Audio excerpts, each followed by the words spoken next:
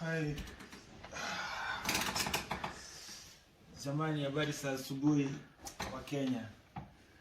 I just want to greet you and want to say thank you for being part of my journey.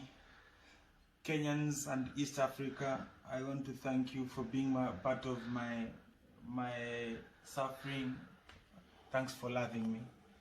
Mimi nimeumia, mimi ni mgonjwa, naumwa sana. But nataka kushukuru sana kwa maombi yenu. Hapa naona nimeletewa tu matunda. Kazi yangu ni kula tu matunda. Matunda tu. Mkipata matunda mahali wa Kenya na wa Tanzania na Waganda na wa Rwanda, please mtumanie tu matunda. Mungu atanisaidia. Matunda tu. Nitakula. Wacha kwanza nipumzike.